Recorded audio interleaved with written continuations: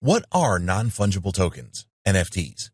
Throughout this training, we're going to refer to a non-fungible token as an NFT. You may have heard of this term recently as NFTs are making the headlines across the world. There are people spending a lot of money on NFTs, and we will explain how this happens and how you can get in on the action. There has literally been a very quick emergence of NFTs during the last year or so. It seems that there is an endless desire to acquire these digital assets and that people are prepared to pay crazy prices to take ownership of them. Some experts are saying that the NFT bubble will quickly burst, while others believe that they will be around for a long time. A unique digital asset.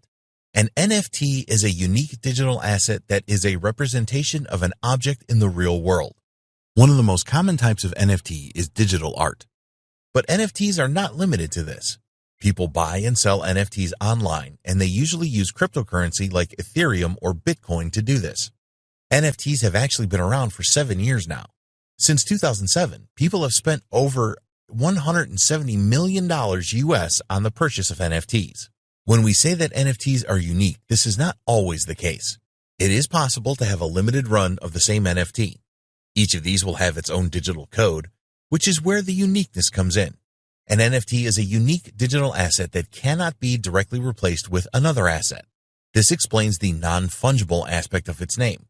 In contrast, a fungible token can be replaced by another that is identical to it. Cryptocurrencies such as Ethereum, Bitcoin, and Litecoin are all fungible. Think about fiat currency here.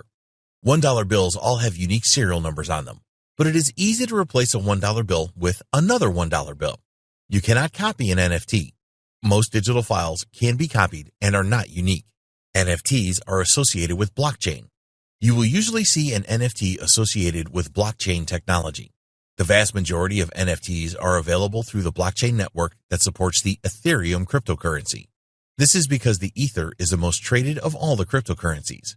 It is possible that they could be found on other blockchain networks. Blockchain is a distributed ledger technology used online. It is a lot more secure than conventional client-server technology that is used a lot. It is virtually impossible to hack a blockchain network and steal anything. Each element of a blockchain is unique. This is why cryptocurrencies are very safe.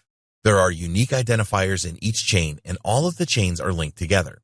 You cannot change a record on a blockchain network.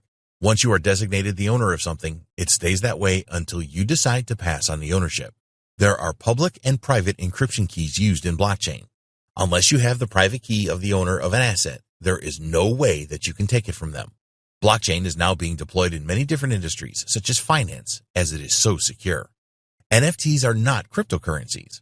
Some people think that an NFT is the same as a cryptocurrency, but this is not the case.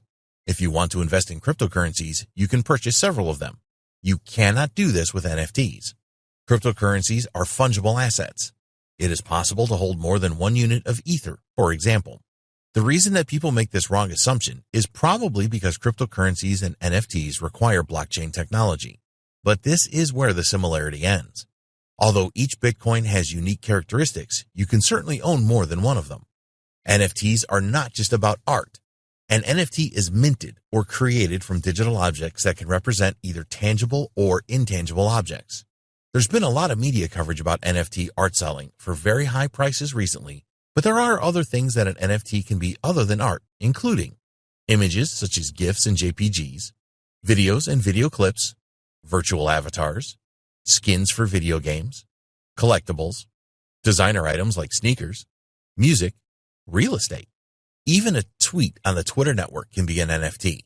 You may have heard that Twitter CEO and co-founder Jack Dorsey created an NFT of his first ever tweet on the Twitter network, and he sold this for over $2.9 million. One of the best ways to think about NFTs is that they are similar to physical collector's items, but in digital format. Rather than take ownership of a physical painting that you can hang on your wall, you will own a unique digital file instead. Another good example of an NFT is a domain name. There can only be one owner of Google.com, for example. All domain names have to be unique, so you can classify them as a type of NFT. Only one owner at a time. When you purchase an NFT, you will have exclusive ownership rights to it. It is only possible for an NFT to have one owner at a time. Each NFT has its own unique data associated with it. This makes ownership verification and the transference of ownership very easy to track. When someone creates an NFT, they can include specific information inside the digital file.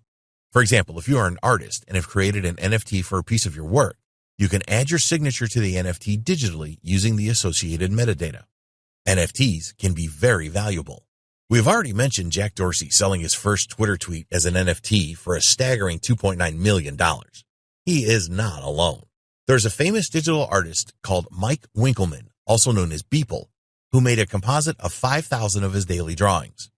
He created this as an NFT and called it Every Day's The First 5,000 Days. This sold at Christie's for an incredible sum of $69.3 million, which is a new record. The owner was obviously a big Beeple fan and wanted to own this. Ownership is the reason that some NFTs are so valuable. If you want to see Beeple's first 5,000 daily drawings, you can look at these online for free.